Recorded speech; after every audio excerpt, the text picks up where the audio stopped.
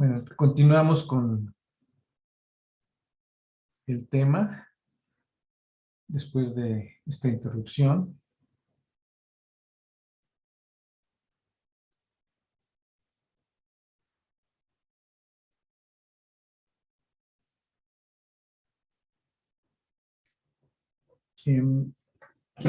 Entonces estábamos platicando que, pues que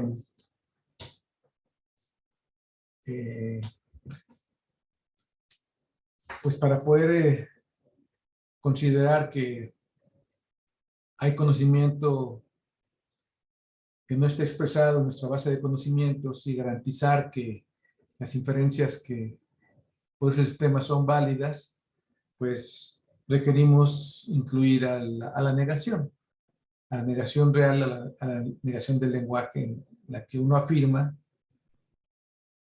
que no es el caso de ciertas cosas.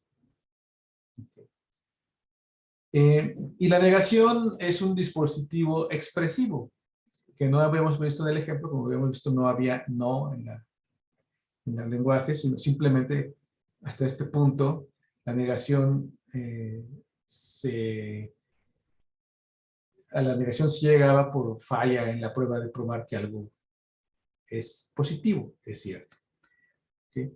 Entonces, ese es el fundamento, digamos, de la importancia de la negación natural, que nos permite, efectivamente, razonar de manera correcta a pesar de que tengamos un conocimiento incompleto del mundo, lo cual es súper importante. Pero la negación, así como todos los dispositivos expresivos dentro del lenguaje, siempre vienen con un costo. ¿Okay? Podemos expresar más, pero tenemos que enfrentar costos computacionales o costos conceptuales. Y el costo de la negación es que permite la aparición de contradicciones. Entonces, en nuestro ejemplo de la taxonomía animal, podemos expresar, además de que las aves vuelan y que las águilas comen peces, podemos expresar cosas como que los pingüinos no vuelan, o que los mamíferos no son ovíparos, pero los ornitorrintos sí lo son. ¿Okay? Y aquí hay una contradicción, porque bajo la relación de herencia, pues todo aquello que está debajo del nodo de aves vuela, incluyendo a los pingüinos, por supuesto. Pero nosotros sabemos que los pingüinos no vuelan. Entonces ustedes pueden pensarlo como una, digamos, una evolución del conocimiento. Supóngase que el niño en un momento dado sabe que todas las aves vuelan, pero todavía no sabe de los pingüinos. Okay. Y de pronto aprende que los pingüinos existen y que además no vuelan.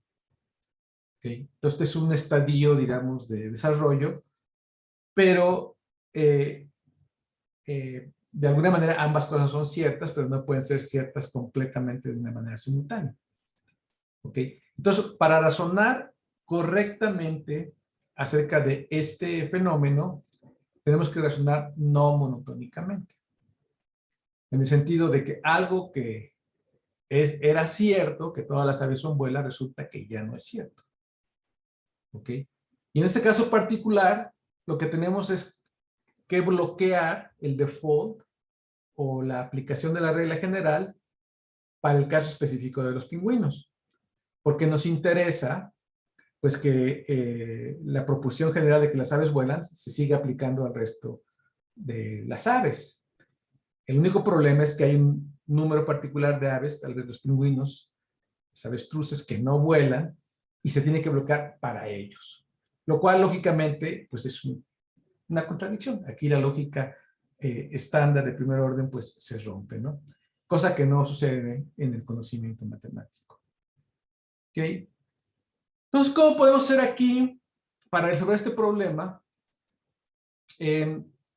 pues una estrategia que es muy natural es aplicar el principio de especificidad. Y este principio establece que en caso que haya un conflicto de conocimiento, preferimos la información más específica. ¿Ok? Por supuesto, se aplica en el conflicto y en este caso, lo más específico es que los pingüinos no vuelan y que los ornitorrintos son ovíparos. ¿Ok? ¿Por qué es más específico? Pues ustedes hagan la partición de este espacio y pues animales es el universo completo del discurso. Entonces, las primeras particiones mutuamente exclusivas son de aves, peces y mamíferos, que son más específicas respecto a la generalidad total de animales. Y después, las siguientes particiones son águilas y pingüinos, que son más específicas a aves, y ornitorrintos, que son más específicos a mamíferos. Entonces, especificidad quiere decir, pues eso, o sea, que es más local. ¿Ok? Entonces, mientras más arriba es más general, mientras más abajo es más específico. Y también hay un sentido en el que ustedes pueden decir que mientras más arriba es más abstracto y más abajo es más concreto. Aunque esa distinción la posponemos porque es más compleja de lo que implica más cosas. Entonces, aplicando el principio de especificidad, pues tendríamos que responder que los pingüinos no vuelan y los ornitorrintos son ovíparos. ¿Sí? Y esto es una heurística muy, muy fuerte porque resuelve muchos problemas de razonamiento. ¿Okay?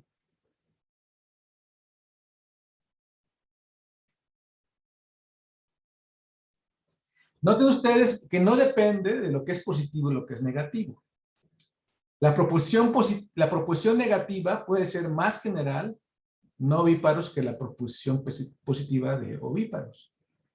O la proposición positiva, vuelan, puede ser más general que no vuelan. O sea, que no depende de la negación. O sea, porque desde el punto de vista de especificidad, desde el punto de vista de pues lo positivo y lo negativo tienen el mismo estatus. O sea, hay átomos positivos que afirman y átomos negativos que niegan la misma propiedad. Pero esos dos, digamos, están al mismo nivel. O sea, que la especificidad no tiene que ver con eso. Tiene que ver simplemente con la partición del espacio.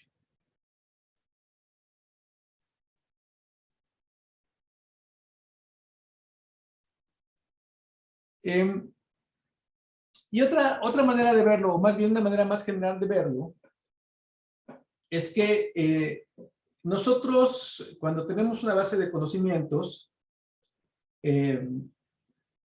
tenemos, pues, un conjunto de proposiciones básicas o átomos, que son ya sea positivos o negativos, y podemos construir un árbol de todas las combinaciones posibles de átomos positivos y negativos de esta naturaleza. Por ejemplo, para este caso, supóngase que voy a tener un conjunto de conocimiento, pero voy a partir aquí del conocimiento vacío. Este conjunto es un conjunto vacío de las extensiones. Supóngase que la base de datos contiene todas las proposiciones expresadas en esta, en la taxonomía. Las que no, digamos, no tienen conflicto. Las proposiciones que yo puedo decir que las aves vuelan, o los mamíferos son ovíparos, etc. Entonces, digamos que es el núcleo del conocimiento que yo voy a poder decir que es el conocimiento consistente de la base de datos. Mi problema empieza cuando empieza a haber contradicciones. Entonces, ese conjunto lo puedo extender con agregando al conjunto de, digamos, consistente, para cada proposición, una rama con la proposición positiva y otra rama con la proposición negativa. Entonces, por ejemplo, yo sé que los pingüinos vuelan, es esta rama. Y los pingüinos no vuelan, es esta rama. ¿Ok? Ahora, esta rama y esta rama son mutuamente inconsistentes. ¿Se dan cuenta? Porque es o pingüinos vuelan o pingüinos no vuelan. Entonces, esta y esta son inconsistentes, pero esta rama es consistente consigo misma y esta rama es consistente consigo misma. ¿Ok? Entonces ya agoté la proposición pingüinos vuelan y pingüinos no vuelan. Ahora, al final de las dos, agrego otra proposición en conflicto. Por ejemplo, los ornitorrintos son ovíparos, que es esta rama de aquí. Y luego por aquí pongo, en esta extensión, los ornitorrintos no son ovíparos, que es esta extensión de acá. ¿Ok? Y lo mismo lo hago para los pingüinos vuelan. Pingüinos vuelan y aquí no son ovíparos, los ornitorrincos, y aquí son ovíparos los ornitorrincos. Entonces, el conjunto este inicial, que lo puedes considerar vacío, porque estoy hablando nada más de las inconsistencias, pero podríamos iniciarlo con todo el conocimiento consistente, me da un conjunto de trayectorias donde tengo para cada átomo el átomo y el átomo negado. Y luego seguimos con el átomo negado, el átomo y el átomo negado para todos, y entonces voy construyendo un árbol de todas las posibles extensiones de este conjunto. Por eso se llaman extensiones. Tengo el conjunto inicial del conocimiento y lo puedo extender con las proporciones negativas y las positivas. Y si ustedes observan, cada rama que yo voy a hacer aquí va a ser una rama, cada trayectoria es consistente consigo misma, porque no involucra cada segmento involucra diferentes proporciones, pero cada rama es mutuamente inconsistente con todas las demás. ¿Se dan cuenta de eso? ¿Sí? O sea, como tengo en cada ramificación la positiva y la negativa para cada propiedad atómica, entonces, si lo continúo, positiva, negativa, cada rama es consistente consigo misma, pero cada trayectoria es inconsistente con todas las demás. ¿Ok? Entonces, de hecho, entre todas las extensiones múltiples, todas las extensiones, por eso se llaman extensiones múltiples, porque tengo las diferentes extensiones de este conocimiento, yo puedo escoger una trayectoria que sea consistente consigo misma, la que yo quiera. ¿Ok? Y entonces no tendría problema de aumentar el conocimiento con esa trayectoria. Y lo que estoy haciendo cuando aplico el principio de especificidad es simplemente, es un principio que me dice cuál trayectoria escoger. ¿Ok? Y entonces, si yo tengo un núcleo básico de conocimiento que es consistente y escojo una trayectoria consistente, ¿qué es lo que tengo? Pues que esa extensión es consistente. ¿Ok? Ahora, yo puedo escoger cualquiera. Es arbitrario cuál es la que yo quiero escoger. ¿Ok? Lo que no puedo hacer es escoger dos al mismo tiempo. Y especificidad, básicamente, es una heurística que me dice cuál es la buena desde una perspectiva conceptual, digamos, humana. Pero es una heurística. Se dan cuenta que la base de datos en sí es inconsistente. Pero yo, como parte del proceso de interpretación apoyado en esta heurística, escojo una que resulta en general consistente con la intuición natural del razonamiento acerca de taxonomías que tienen defaults y excepciones. ¿Todos conmigo hasta aquí? ¿Suficientemente claro? Bueno. Entonces, lo que estamos haciendo aquí representando es una teoría lógica. ¿Okay? La taxonomía representa una teoría lógica donde vamos a ver un núcleo de proposiciones, las que no tienen conflicto, que constituyen el núcleo de esa teoría. Pero cuando entran proposiciones en conflicto, entonces las extendemos y escogemos una trayectoria que es consistente. Y entonces el razonamiento con esta base de datos resulta que es consistente bajo el supuesto de que estamos siguiendo el principio de especificidad. Entonces, de esta manera podemos resolver hasta cierto punto el problema del conocimiento no monotónico.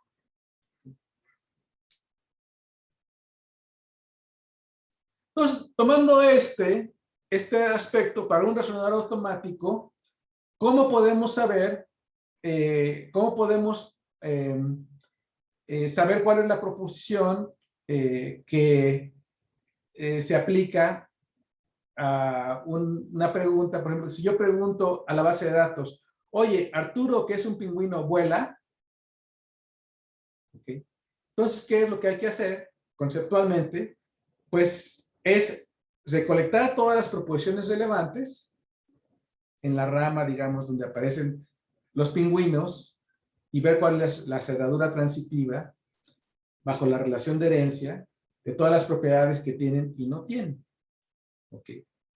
Y en el proceso, digamos, de revisar esas propiedades, mi heurística de especificidad me sugiere la heurística de, digamos, poner todas las proposiciones en una lista y poner las más específicas siempre a la izquierda o al frente de las menos específicas. ¿Okay? Entonces, yo puedo recorrer el árbol de arriba hacia abajo, expandiendo las proposiciones bajo la cerradura de herencia, o lo puedo expandir de abajo hacia arriba, del nodo más específico al nodo más general, y en ambos casos, como yo conozco el criterio de exploración, puedo decidir nada más poner en cierto lugar, que es convencional, por ejemplo el frente, que las más específicas quedan a la izquierda o a la derecha. Entonces, si yo hago esta exploración, entonces me va a quedar, a la hora de recolectar todas las proposiciones relativas a Arturo, a las propiedades que tiene Arturo, me va a quedar al frente no vuela y después vuela.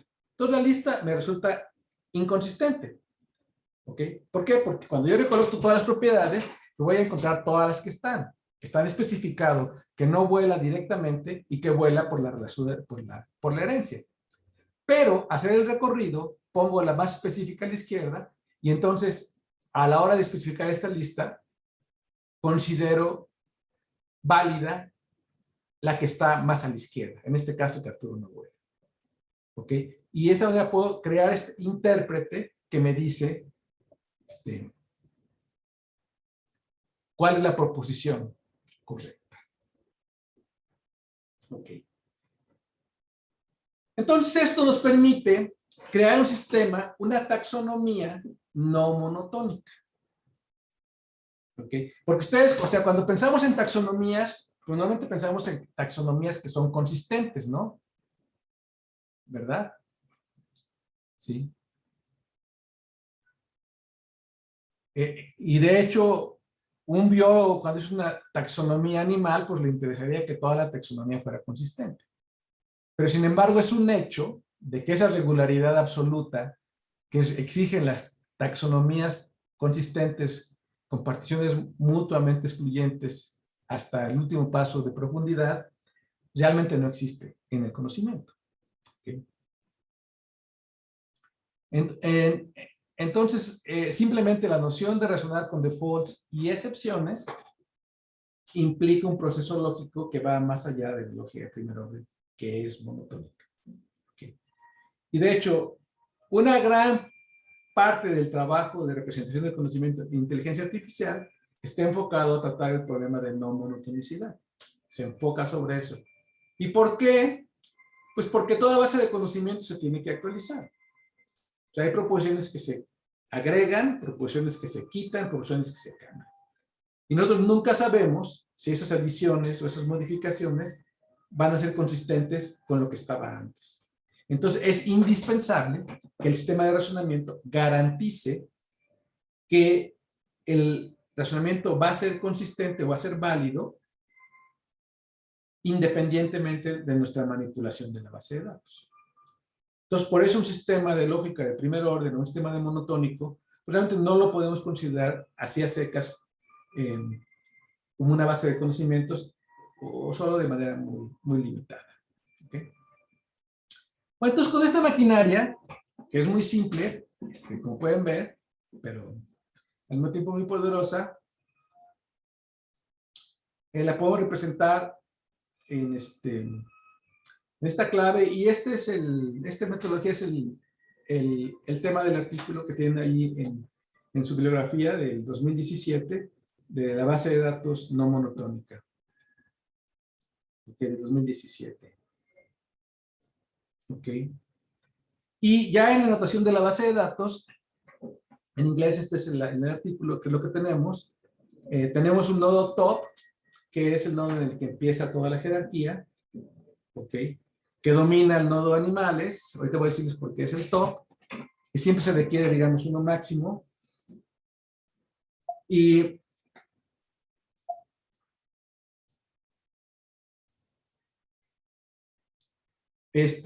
domina el nodo de pájaros o aves que vuelan, al nodo de peces que no tienen nada, al nodo de mamíferos que no ponen huevos, y el nodo de aves domina el nodo de águilas que tiene eat, o sea, de comer, y esta flechita indica que fish es el objeto relacionado.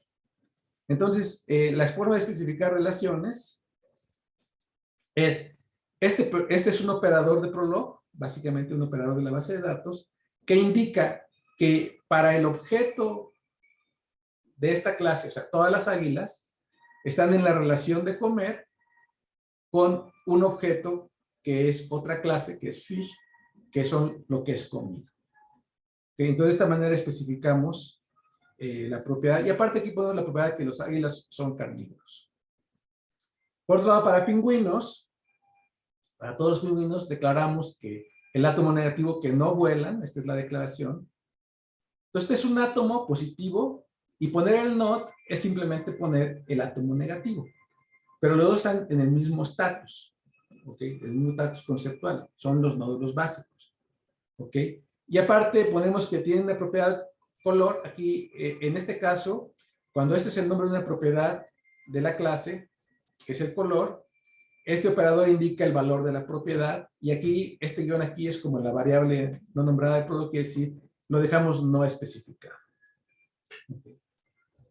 Entonces aquí hay que tomar en cuenta que estamos en el operador flechita, tanto para indicar el objeto de una relación, donde la clase es el sujeto, la izquierda es el nombre de la relación propiamente, y lo que está después de la flecha es el objeto de la relación, y hay que distinguirlo de la propiedad cuando tiene un valor, que es pingüinos. En este caso, los pingüinos tienen color y en este caso no está especificado. Okay, pero en el caso de propiedades, cuando son booleanas, como carnívoros, simplemente no ponemos el valor, porque el valor de una propiedad booleana, pues normalmente siempre es verdadero. O sea, si la propiedad booleana, entonces, aunque podríamos poner aquí color, flechita, verdad, que sería equivalente. Nada más que por simplicidad, y como hay muchas propiedades, lo dejamos así. Y aquí los platypuses son los ornitorrincos, podemos, su propiedad, que ponen huevos, lay eggs, que es el positivo de este átomo. Y las instancias las enseñamos con un cuadradito donde ponemos el ID, o sea, el identificador, que es como una propiedad que se llama Pepe, digo Peter. Su propiedad es size, es una propiedad cuyo tamaño es largo, que es como una propiedad con valor. Y aparte aquí es not, pero lo que tiene como argumento es que este objeto, el individuo Pete, no está en la relación de amistad con Arturo. ¿Ok? Y por otro lado, aquí tenemos los pingüinos. Tenemos un individuo que se llama Arturo, que es clever, es su propiedad. Como ven, aquí es una propiedad booleana, entonces no tiene más. Y aparte, no es un amigo de Pete. ¿Ok? Entonces aquí tenemos todas las bases para una historia dramática. Que se convierte en tragedia, y que ustedes leen el artículo que está ahí en sus referencias en el 2007, ahí en el desenlace de qué pasa con esta carencia de amistad mutua. Okay. Entonces, esa es la base de datos. Ahí tenemos un conocimientos, y como ven, hay unos cuantos hechos están mencionados explícitamente, pero con la condición, la relación de herencia, y aplicando el principio de especificidad, tenemos un conocimiento adicional implícito, que es el conocimiento implícito de la base de datos, que está especificado, pero no explícitamente en la base de datos, sino tenemos que razonar para hacerlo explícito.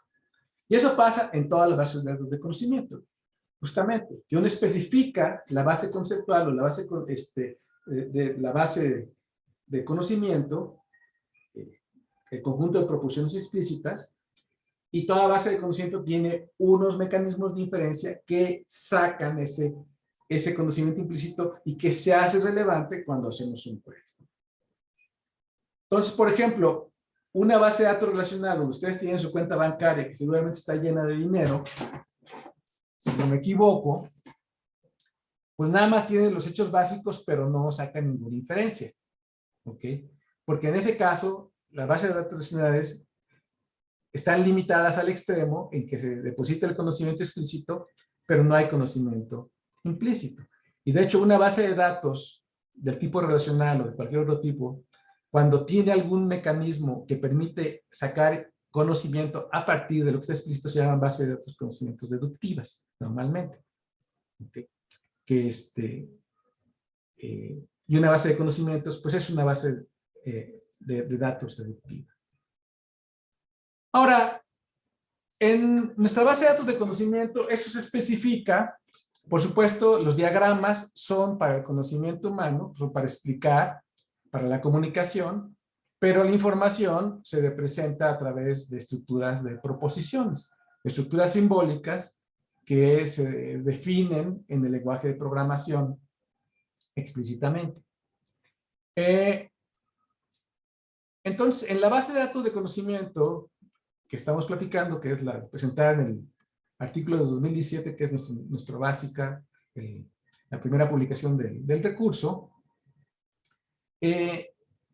está muy sencillo porque tenemos cláusulas de prolog que se llaman class, donde cada cláusula class corresponde a un nodo de la gráfica. ¿Ok? Y lo que tiene esta class tiene 5 argumentos, como ven aquí. El primero es el nombre de la clase. El segundo es la clase raíz o clase madre de toda la jerarquía conceptual o toda la taxonomía. El tercero es una lista que tiene a todas las propiedades positivas o negativas que tienen los individuos de esta clase. Son propiedades de clase. El tercero, el cuarto argumento es una lista que tiene a todas las relaciones en las cuales se establecen entre los individuos de esta clase con otras clases. Y el último son los individuos que tiene cada clase. Entonces, por ejemplo, aquí esto se especifica que la clase top no es una palabra designada, que es la raíz o vacía, ya no, o sea, no tiene ninguna clase madre y no tiene incluidos ninguna propiedad, ninguna relación y ningún individuo. ¿Ok? Ahora, la clase animals es la clase que está arriba de la jerarquía y entonces su nombre es animales y el segundo argumento top apunta hacia la clase madre, que es top. ¿Ok? Y que esta es la única información que nos permite saber de dónde cuelgan los nodos en la jerarquía. ¿Ok? Noten ustedes que la clase top no tiene pointers a sus hijos. Nada más los hijos o las hijas tienen pointers hacia la clase madre. Y la clase top de animales, en esta jerarquía que tenemos, no tiene ninguna propiedad, no tiene ninguna relación, no tiene ningún individuo, pero podríamos ponerlos individuos que, a ese nivel de clase. ¿Ok? Sin ningún problema. Ahora, la clase birds o pájaros es hija de animales y aquí declaramos la constante fly o vuela, que es una constante nada más. O en términos lógicos digamos que es un átomo positivo, porque está en forma positiva. ¿Ok? Y de birds no declaramos ninguna propiedad, ni tampoco declaramos ningún individuo.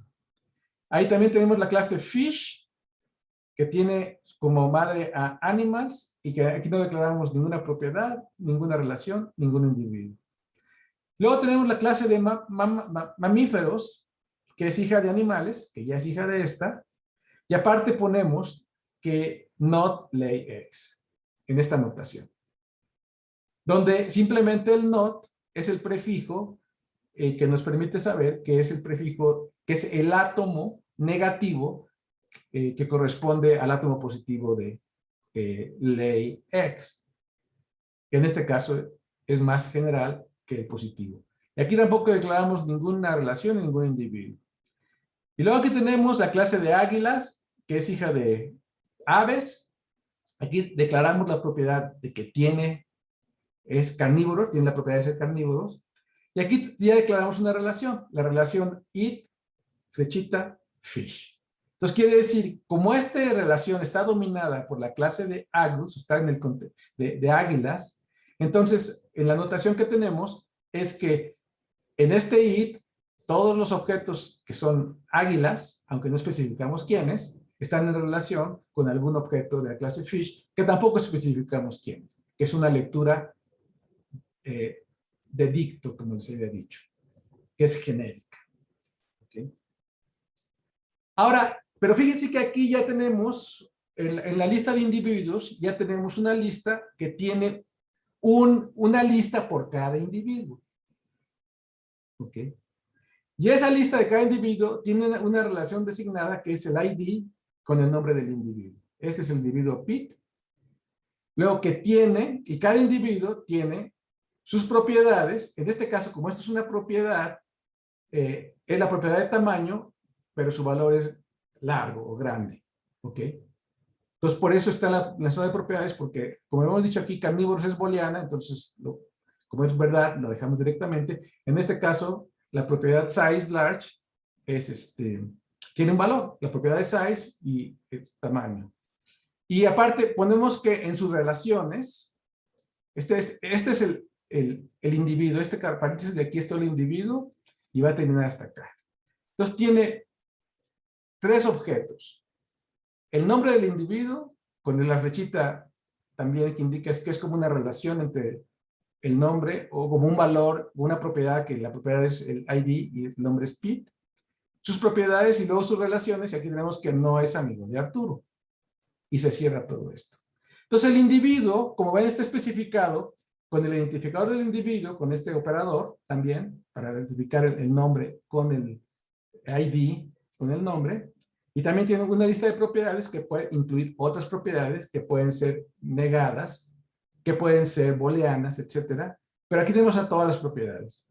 Y luego tenemos a todas las relaciones, que pueden ser positivas o pueden ser negadas. Y como ven aquí, en este caso, en este individuo, es el individuo Pete, entonces todo lo que pase en esta lista está dominado por Pete. Entonces cuando decimos friend Arturo, entonces como friend está dominado por Pete, entonces aquí lo que quiere decir es que Pete no es amigo de Arturo. ¿Ok?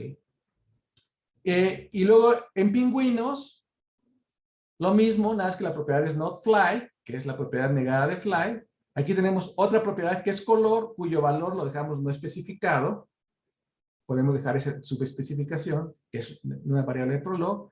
No tiene relaciones, y aquí tenemos un ID Arturo que tiene un individuo que es un pingüino, que es Arturo, que tiene la propiedad de ser listo, y que no está en la relación de amistad con Pete. ¿Okay? Ahora, les reitero que estos nots son nots fuertes o nots verdaderos. Es la negación del lenguaje. O sea, vemos que eso no es cierto. Que es muy diferente de llegar a esa negación, a una negación por medio de la hipótesis del mundo cerrado. Y aquí tenemos el último nodo, que es el ornitorrintos o platypus, que es un mamífero que pone huevos, pero no ponemos ninguna relación, ningún individuo en particular. Entonces, esto que están aquí, ven aquí, es la especificación de esta base de datos. Tal cual. Tal cual. ¿Ok? Pero que se interpreta como una jerarquía conceptual que tiene este nodo estructural que nos indica quién es el nodo madre y se va de manera sistemática al último nivel de profundidad. Entonces es como un script. Ustedes pueden pensar que es como un comando, como un archivo de HTML o XML que especifica el conocimiento. Lo único es que en su proceso de interpretación, además de estar esto explícitamente, pues la base de datos tiene que generar toda el conocimiento que se siga bajo la cerradura de la relación de herencia y considerando los defaults y las excepciones.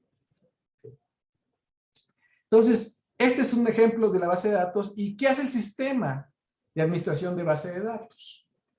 ¿Qué es lo que hace el sistema? Pues le damos esta lista, que es un pequeño programa de Prolog, que de hecho, normalmente, esta lista la guardamos como un archivo de texto donde está la lista, que se pasa como un argumento para el programa de Prolog cuando el programa se carga. Y aparte, entra una variable que se puede pasar por unificación a otra variable y la base de datos puede circular completita como un argumento de una función en todas las llamadas. ¿Okay? Entonces, ese objeto es la base de datos. Y aparte, como es una lista, pues lo podemos actualizar. Podemos agregar clases, quitar clases, cambiar clases, agregar individuos, quitar individuos, agregar propiedades de clase o propiedades de individuo o cambiarlas o cualquier cosa porque es manipular una lista, una actualización de la base de datos. ¿Y qué hace el manejador de base de datos? Pues produce la extensión de la KB. ¿Y qué es la extensión de la KB? Pues es todo el conocimiento explícito e implícito que se sigue de lo que estamos especificando, de la base de datos especificada bajo la relación de herencia. Y tomando en cuenta el principio de especificidad y tomando en cuenta que la negación es una negación real. Entonces, la base de datos, la parte nuclear de la base de datos tiene primero estos 6 predicados que son predicados que producen la extensión. Ahora, ¿qué hace el predicado de extensión de clase? Pues le damos una clase y lo que regresa es todos los individuos bajo la relación de herencia que son de esa clase. Es decir, aquellos que son especificados en la clase y aquellos que se especifican a un nivel más específico.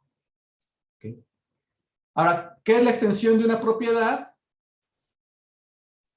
Pues damos una propiedad y lo que la base de datos regresa son todos los individuos que tienen esa propiedad en la base de datos, en toda la base de datos.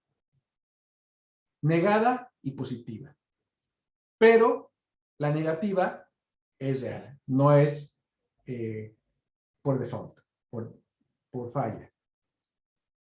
Y la extensión de la relación, pues aquí lo que tenemos es, damos una relación en particular y nos dice todos los individuos que están en esa relación con respecto a otros individuos.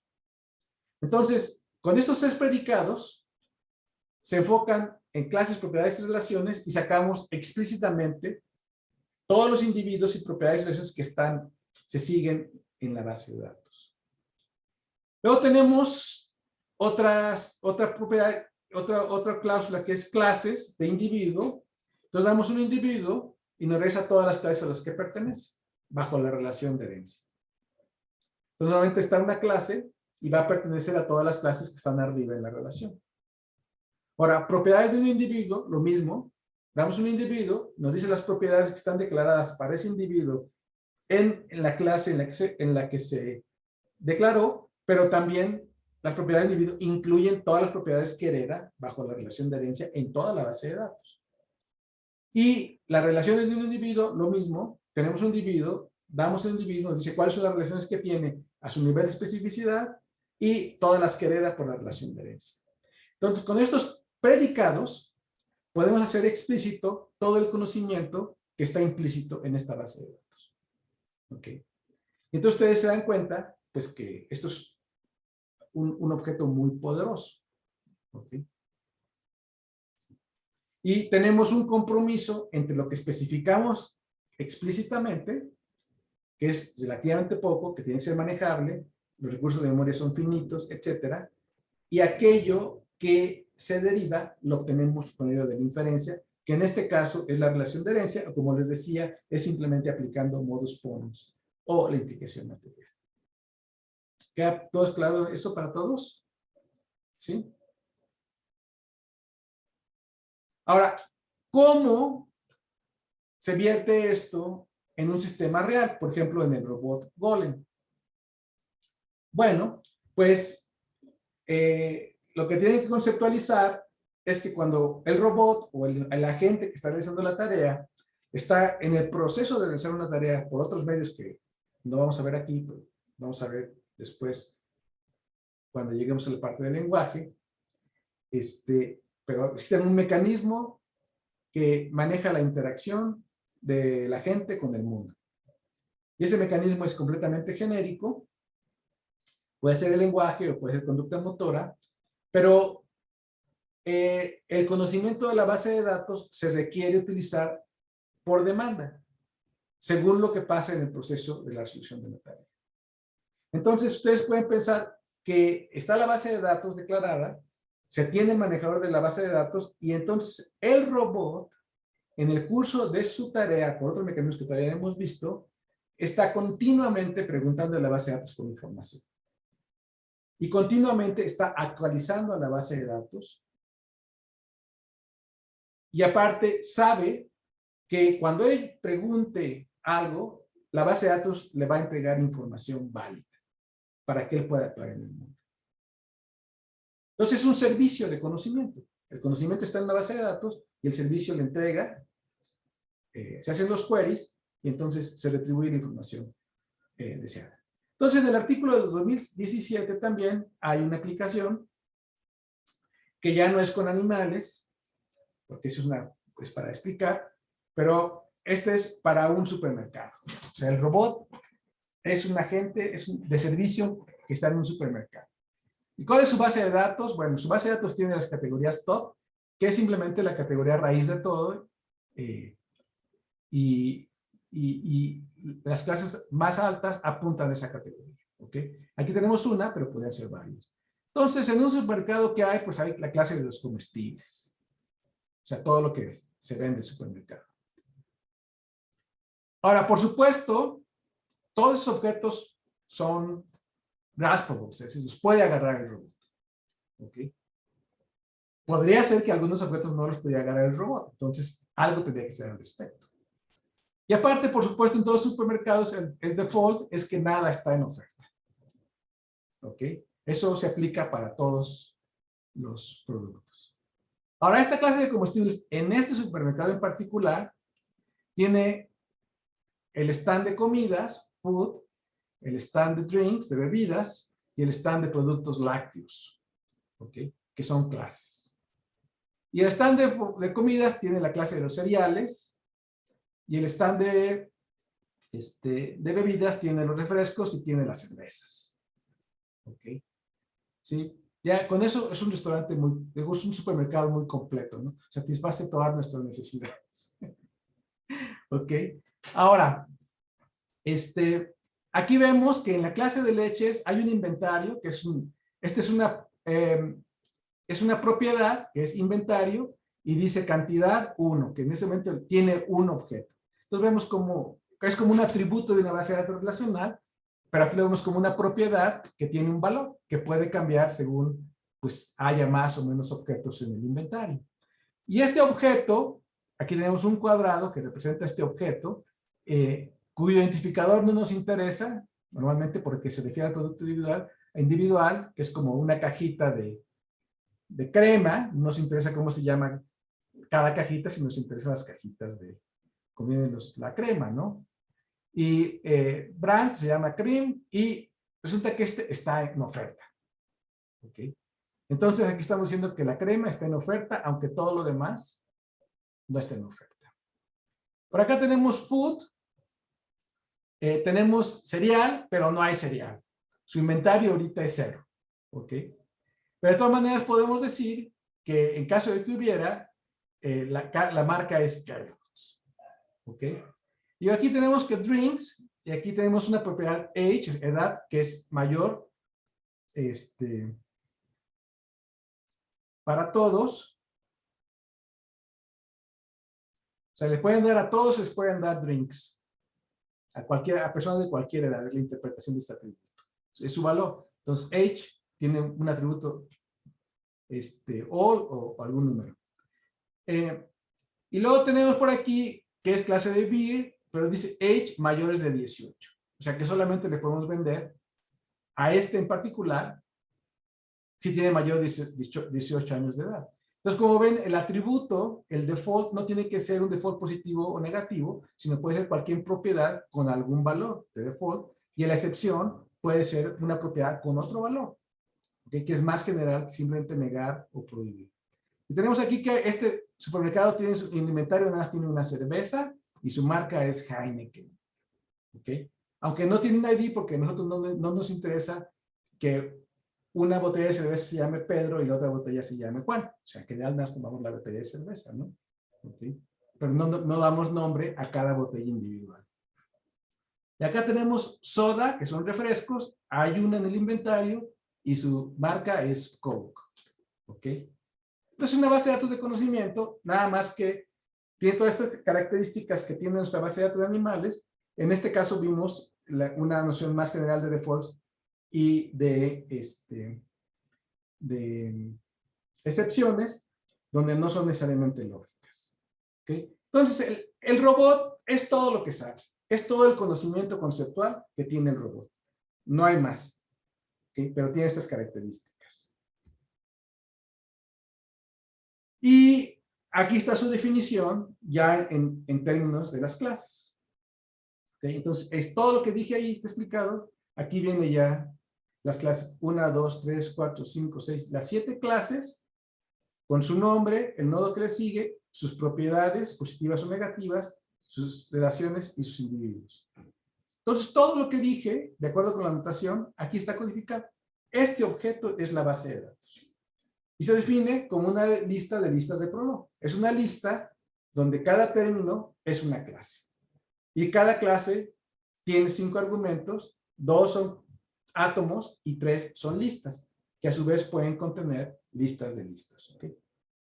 Con esta sintaxis que les he dado.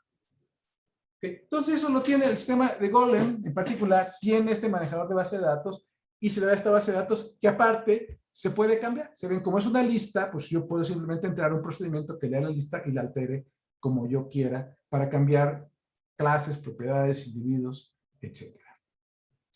Vamos a ver cómo con esta base de datos se puede lograr cierta conducta. Entonces ahí está la base de datos tal cual la que vimos ahorita. Ahí está Golem y tiene su cliente que se llama Arturo. Y aquí están los productos, la coca, la crema. ¿En está?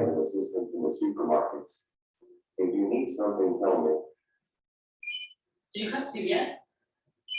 Yes, Kellogg's. But we don't have Kellogg's in inventory. Anything else? Do you have toilet paper?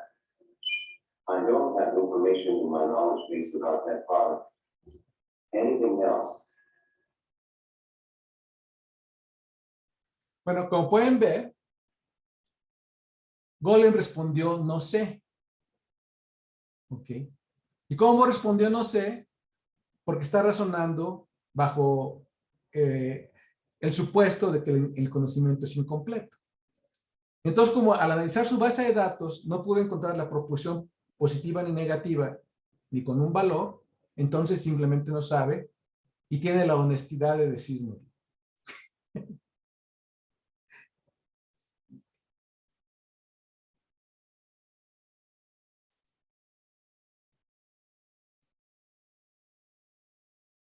But we don't have Kellogg's in inventory. Perdón. Cereal? Yes, Kellogg's. But we don't have Kellogg's in inventory. Anything else? Do you have toilet paper? I don't have information in my knowledge base about that product. Anything else? Aquí cambia el entorno, cambia el medio ambiente. Entonces su base de datos ya no es consistente Do you have beer? con el inventario, porque se acuerdan que había dicho que tenía 0 de ese producto. Are you over 18? No. I can't give you Heineken because you are very young. Anything else? Do you have a drink for a ladies? Yes. Good. I will bring it to you. Anything else? No. Hurry.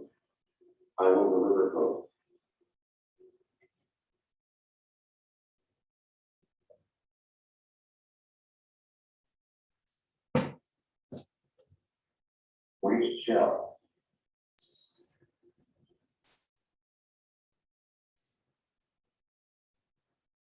I am seeing some objects. Updating knowledge base. Grabbing the phone.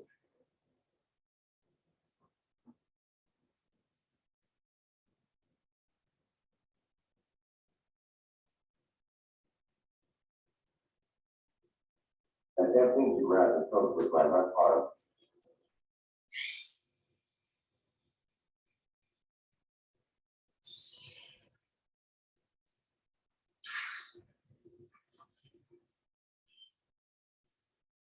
I took the phone. I finished grasping the phone.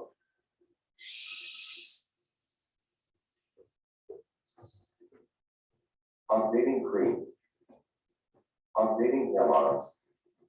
Finish updating knowledge base. Delivering phone.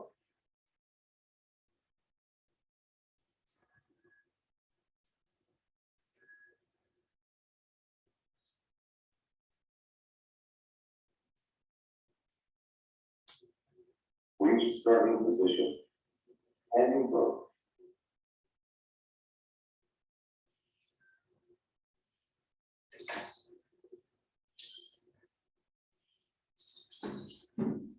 There was Kellogg's in the shell. Do you want me to bring it? Yes, I will deliver Kellogg's. Si ustedes recuerdan, no tenían la base de datos original, pero con la conducta visual se dio cuenta y actualizó la base de datos. ¿Okay? Reach shell.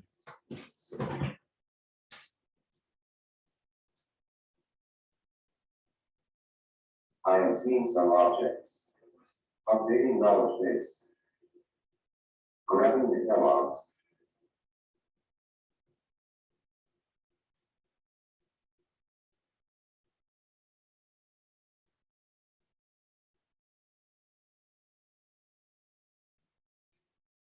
Attempting to grab the Kellogg's with my left arm.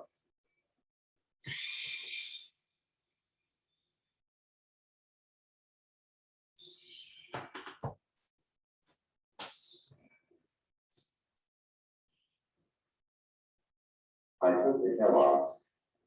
I finished grasping the Kellogg's.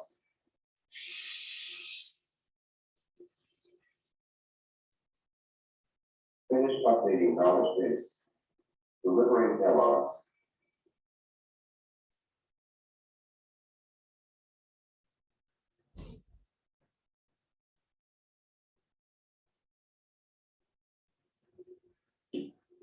Reach starting position. Ending Kellogg's.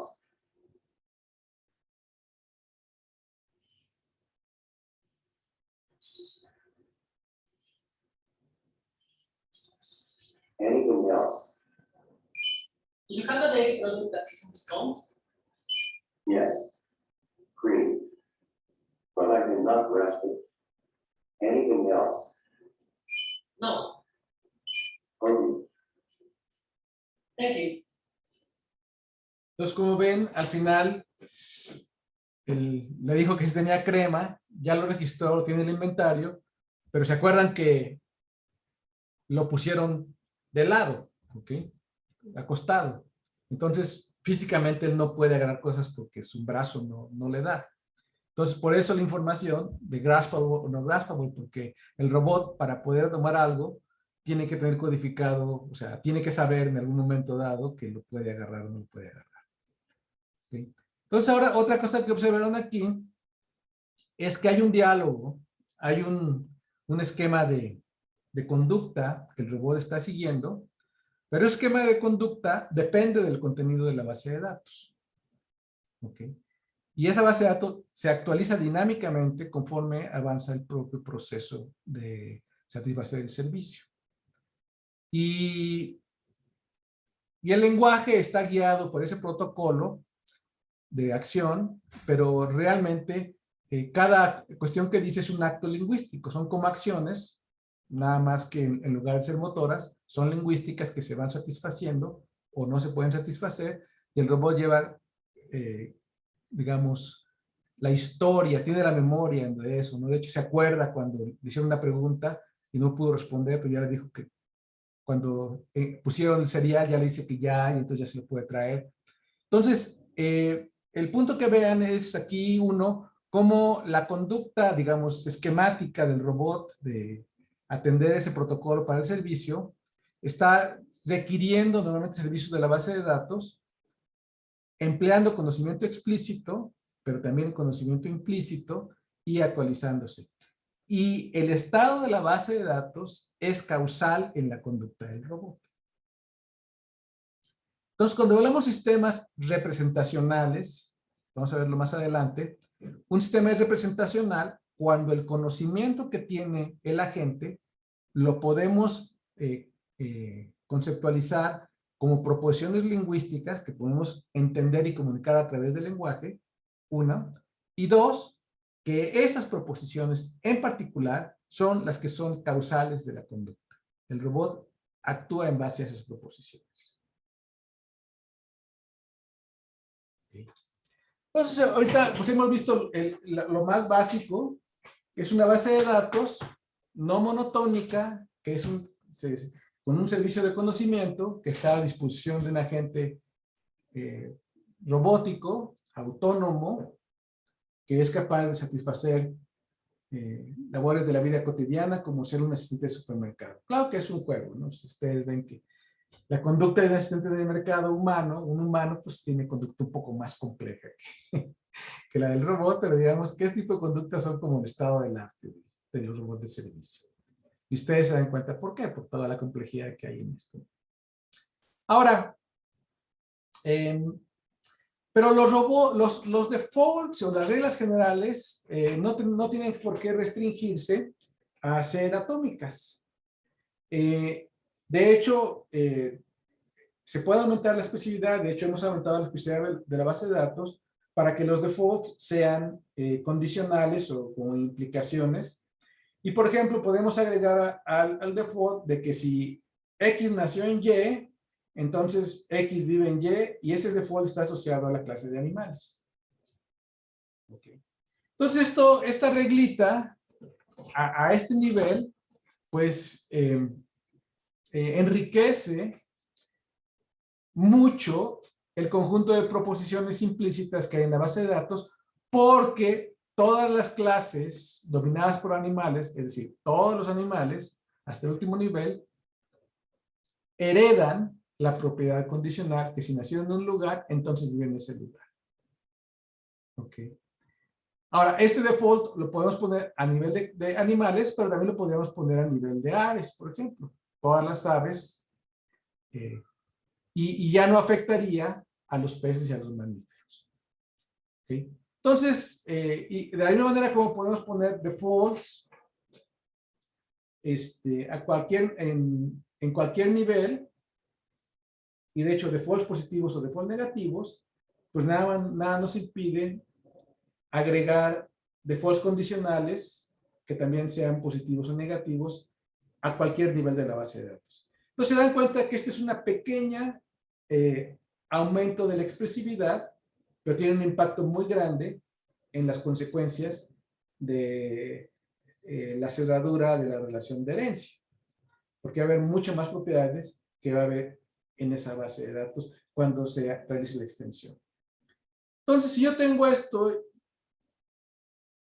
okay, con esos default condicionales, básicamente esas estipulaciones, los animales viven donde nacieron. Luego Arturo es un pingüino, y sabemos que Arturo es un pingüino vía Arturo es un ave, es un animal, vía es un ave, y supone que especificamos que Arturo nació en la Patagonia. Entonces podemos preguntar, ¿dónde vive Arturo? Entonces esta es la situación.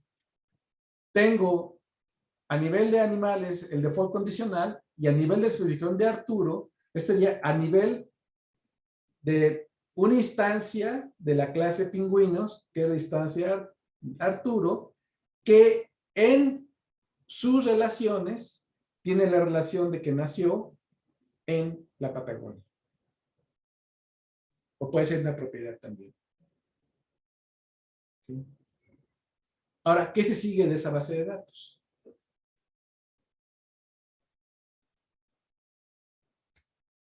Pues sí, que Arturo vive en Patagonia.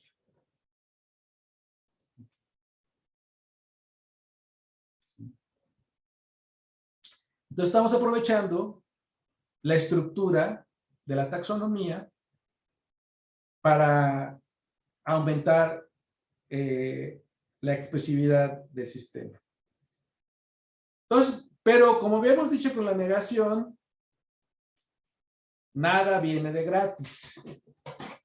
O sea, la posibilidad de tener estos default condicionales nos puede dar lugar a otro tipo de contradicciones, pero que son contradicciones de una naturaleza diferente a las contradicciones que vimos anteriormente con la negación directa.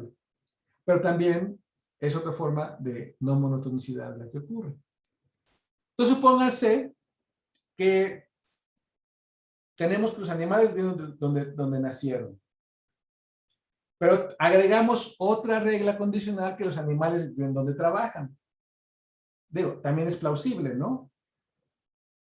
Sí, por ejemplo, los animales humanos en general viven donde trabajan, aunque algunos viajen y ya no viven donde trabajan, ¿ok?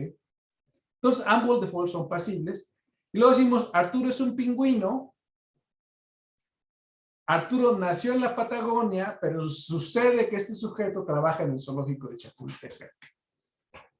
Entonces, ¿dónde vive Arturo? Entonces, nuestra situación es así. Tenemos que nació, si X nació en Y, entonces X vive en Y. Y si X trabaja en Y, entonces X vive en Y, que en sí, directamente, pues es inofensivo. O sea, declarar esos defaults a ese nivel no me implica que hay absolutamente ninguna contradicción en la base de datos. Pero supongan ustedes que a nivel de pingüino, en particular del pingüino que se llama Arturo, especificamos como parte de sus propiedades que nació en Patagonia y que trabaja en Chapultepec. Entonces la pregunta es, ¿dónde vive Arturo? Y la base de datos genera que Arturo vive en Patagonia y Arturo vive en Chapultepec. ¿Okay? Ahora, eso en sí no es una contradicción lógica, porque que vive Arturo en Patagonia no es la negación de que vive Arturo en Chapultepec, son propiedades independientes. ¿Okay? Entonces ahí no hay una contradicción explícita. Lo que hay es que si nosotros tenemos modelos donde cada persona vive nada más en un solo lugar al mismo tiempo, entonces, digamos, no se podría satisfacer un modelo en el cual el mismo sujeto vive en dos lugares diferentes. Entonces sería insatisfacible desde ese punto de vista. ¿Ok? O yo podría agregar una regla adicional a mi sistema diciendo que si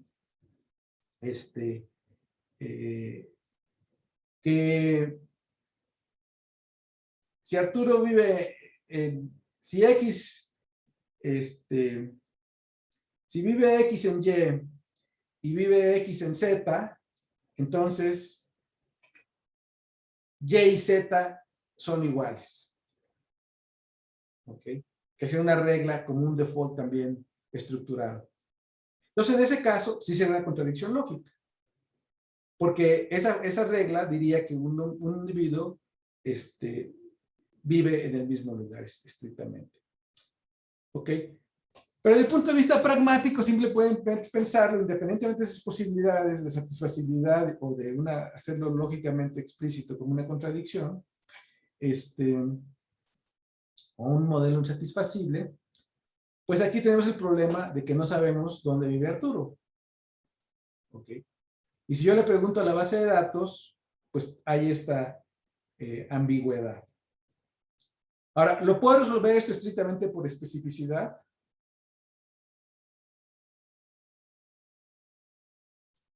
Pues intuitivamente no, ¿no? Porque intuitivamente los dos defaults están al nivel de animales y las dos afirmaciones están a nivel del individuo.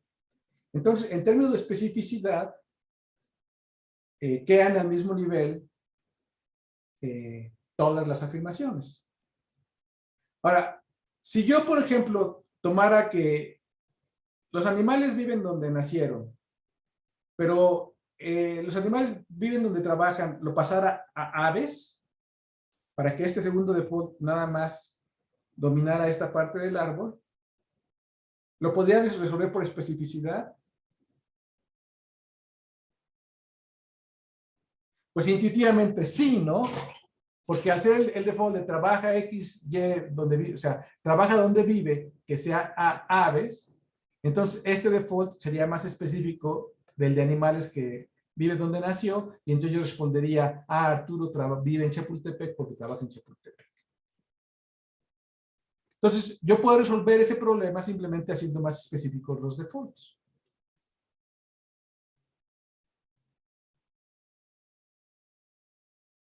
¿Okay? Pero así como está, bueno, y de hecho no hay ninguna restricción expresiva para poner defaults condicionales a cualquier nivel de especificidad. Y claro que a la hora de resolver el problema, pues el default más específico es el que va a decidir cuál es el valor de la proposición que se selecciona. Pero en términos generales, no lo podemos resolver por especificidad. O sea, podemos hacer esas, digamos, adecuaciones, pero el problema original, pues queda indeterminado porque todos los objetos tienen la misma especificidad. Y es aquí donde viene otra consideración, otra heurística, que es considerar preferencias de conocimiento. O sea, que tienen que ver con qué tanto una proposición se prefiere a otra proposición, dado cierto contexto de conocimiento. Y aquí podemos hacer una diferenciación entre propiedades y preferencias. Mientras que una propiedad es algo de carácter muy necesario, por ejemplo, que las aves tienen alas, o que casi es una condición necesaria de las aves, aunque no es condición necesaria de las águilas, de las aves tener aves, porque o sea, una ave puede tener un accidente y pierde una de las alas y sigue siendo ave, ¿no? Entonces, no todas las aves van a tener necesariamente alas y sin embargo eso no le quita la identidad. Porque les digo, la identidad de un objeto no depende de las propiedades que tiene, sino la identidad depende del objeto directamente. Pero tenemos una intuición de que cuando estamos hablando de propiedades, estamos hablando de propiedades que son realmente muy fundamentales a los objetos de la clase, aunque no las definamos con esas propiedades, pero son muy fundamentales. Y eso lo contrastamos con las preferencias, que son como propiedades, pero tienen un carácter mucho más contingente. Por ejemplo, las aves viven donde nacieron, pues es muy contingente. ¿Ok? Porque sí se da, pero no necesariamente. ¿Ok? Porque las naves pueden migrar o porque pueden, se les pueden llevar a otro lado, etcétera, etcétera, ¿no? Entonces, esto lo podemos caracterizar distinguiendo las preferencias de las propiedades y simplemente decir que lo que llamamos propiedad y relación directamente son las propiedades con mayor prioridad, son lo que pensamos con mayor prioridad y que esas tienen un peso relativo a las preferencias donde dependiendo qué tan débil es la preferencia, va bajando su peso. Aunque también, por supuesto, eso es convencional, ¿no? Y a la hora de resolver las inferencias, a la hora de ordenar qué es lo más específico, pues simplemente ponemos la preferencia con mayor peso más a la izquierda de la lista. Y al igual que en el caso de de la negación, por especificidad, pues no importa el peso, si el árbol se recorre de izquierda, de abajo hacia arriba o de arriba hacia abajo, lo importante es el peso. Y de hecho eso se hace ver que realmente el principio de especificidad es una heurística de preferencias. Yo prefiero lo más específico que lo menos específico a la hora de razonar. Entonces, para este ejemplo, Para las preferencias pueden decir ustedes que a cada default, que es un condicional o una relación o una propiedad, le puedo agregar un factor arbitrario de preferencia, que podría yo aprender, digamos, en un momento dado. ¿Ok? Y vamos a decir que mientras menos es el número de preferencia, más fuerte es la preferencia. De tal manera que las propiedades sin preferencia o preferencia cero son las propiedades estándar. ¿Okay? Y esto lo heredo a la hora de razonar. Entonces, las proposiciones que se infieren hereden la preferencia del default. Y si yo tengo estas preferencias, entonces vive Arturo en Patagonia vale 3 y vive Arturo en Chapultepec vale 4. Y ese factor, ese peso heredado, me puede permitir resolver. ¿Qué es la preferencia en última instancia? Pues va a depender mucho del valor o la probabilidad que yo asigne a una proposición de ser cierta en cierto contexto. Y por eso, si tenemos preferencias, pues ya se tiene que pensar mucho en relación a una experiencia empírica y donde hay una maquinaria que, más que imponerlas, pues las pueda obtener a partir de la interacción del el agente con el entorno y muy probablemente haciendo uso de un algoritmo de aprendizaje de máquina.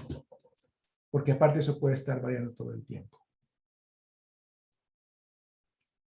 Entonces, vamos a ver otro caso de estudio, 2, donde ahora Golem, además de conocer información por medio de defaults y excepciones, también tiene preferencias.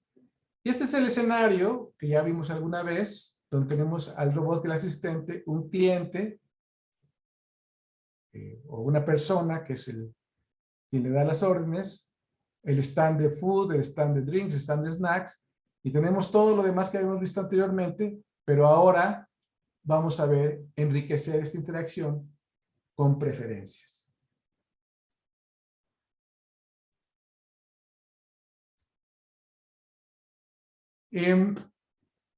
Entonces, en este caso, aquí tenemos una jerarquía, la jerarquía top tiene entidades, es una clase, hay una clase de seres humanos, hay una clase de posiciones, que son los puntos donde están los stands, y hay una clase de objetos. Entonces, humanos, nada más uno que es el usuario, los puntos, tenemos el ID que es un food de comida, su nombre es The Chain of Food, y los objetos tenemos comestibles, que se dividen en food y drinks, y que hay noodles y coke, pero aquí vemos que hay preferencias. Si el usuario tiene un día malo y está cansado, tiene un peso 1. Si viene del trabajo y está cansado, entonces se va a ir al living room, peso 1. Si pregunta por algún comestible, entonces él va a estar en el comedor con preferencia 2. Entonces, es conocimiento según las actitudes, dónde estar y los consideramos como una preferencia, que se refiere a las preferencias relacionadas con el usuario. Ahora, con los comestibles podemos poner referencias. Si se pregunta por un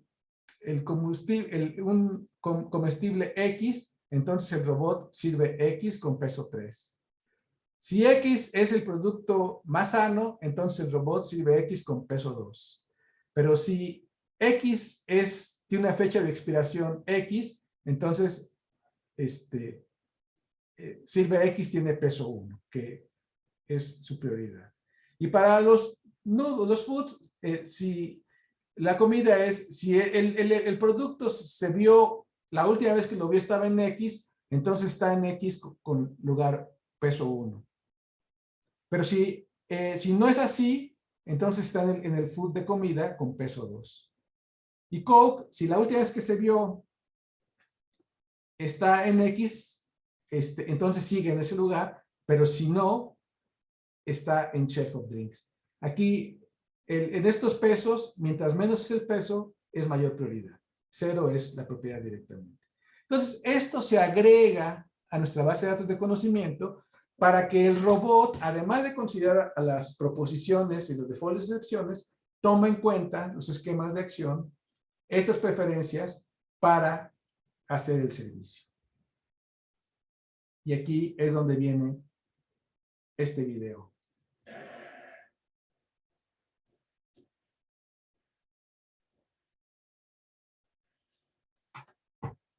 Welcome Howard today, Master.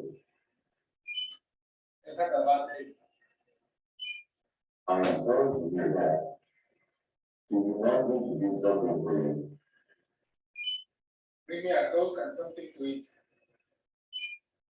You asked for Coke from Madison's River PD1 Yes, You chose Mouse over Coke.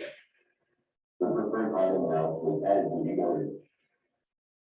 The preferred item Mouse was added to the order. I will get the mouse. So I am going to visit the preferred locations where a mouse can be found.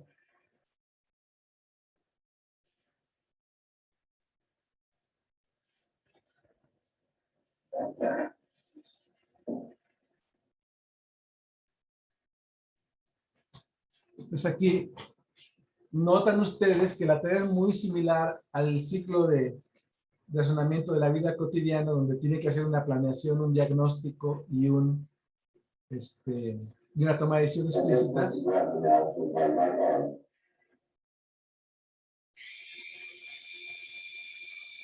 En esta condición estamos viendo la misma tarea, una tarea análoga, pero donde realmente las decisiones se toman en base a las preferencias, que es mucho más expresivo y mucho menos costoso computacionalmente. I took the mouse. I will get the needles. So I am going to visit the preferred locations where needles can be found.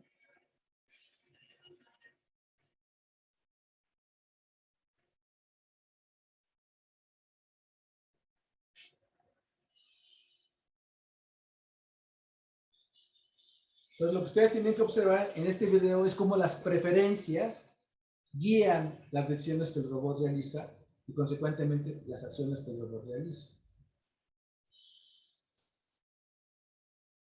Es como que se comporta de acuerdo a sus creencias acerca de lo que importa al usuario o la naturaleza del escenario.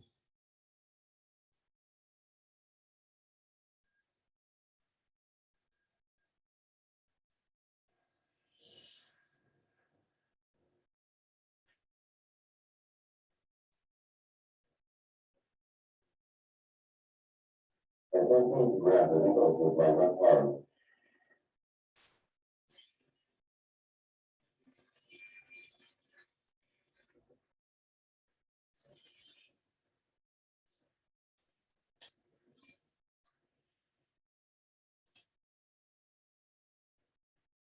I took the needles. I will go to the living room. It is the preferred location where the user can be found.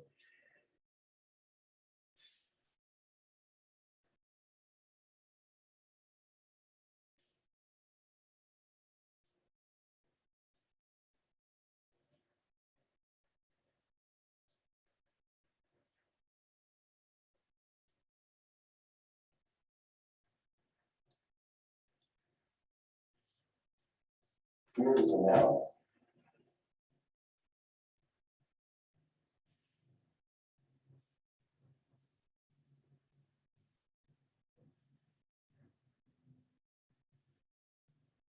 Here is the needles.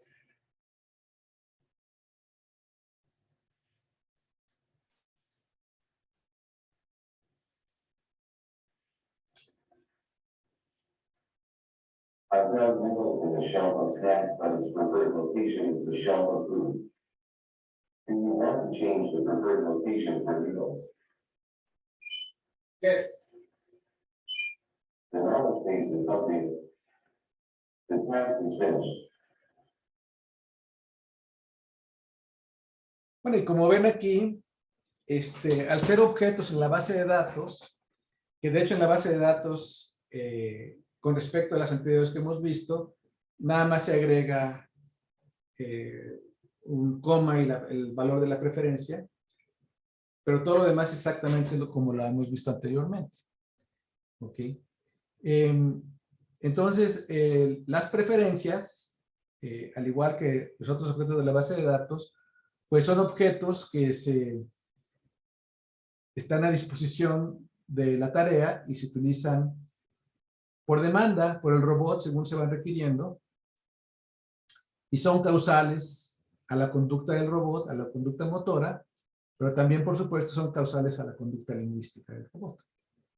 Entonces, este módulo de conocimiento, o sea, aunque, digamos, es bastante básico, si ustedes quieren, pero ya con la inclusión de estas dos formas de razonamiento no monotónico, que pueda razonar respecto a la negación fuerte, y que además pueda razonar acerca de default condicionales, que también les digo, pueden ser positivos o pueden ser negativos, porque todos los objetos son, digamos, de la misma naturaleza, pues aumenta muchísimo la expresividad del sistema, y esa base de datos pues es de alguna manera lo que está subyacente a la posibilidad de desplegar este tipo de conducta robótica. ¿Okay? En la parte estrictamente del conocimiento que tiene. Y con una forma de inferencia muy limitada, que es estrictamente la inferencia que se llama, yo le llamo inferencia conceptual. Inferencia conceptual porque en la base de datos hay conceptos que son explícitos y hay conceptos que son implícitos. Entonces realmente la inferencia conceptual se refiere a extraer conocimiento de la base de datos de alguna manera utilizando nada más la relación de herencia como único mecanismo de inferencia, con una inferencia muy rápida, porque realmente de hecho no hace una inferencia lógica, sino lo único que hace el sistema es seguir los links de la jerarquía conceptual. O sea, que se navega por la gráfica, pero sabemos que en la interpretación eso es equivalente a hacer modus ponens, por ejemplo. Okay. Sí. O una inferencia básica, ¿no? Y por supuesto, todo esto en conjunto, pues es causal a la conducta del robot, como les he dicho. Bueno, pero hay más. O sea, esta pequeña base de datos,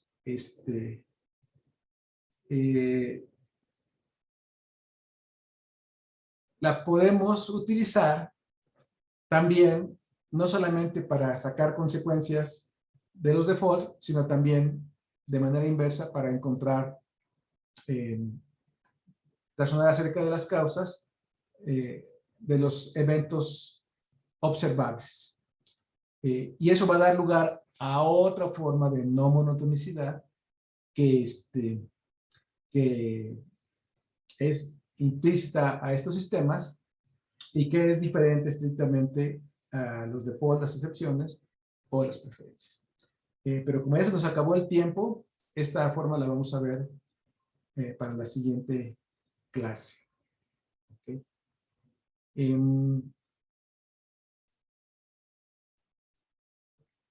¿Alguna pregunta?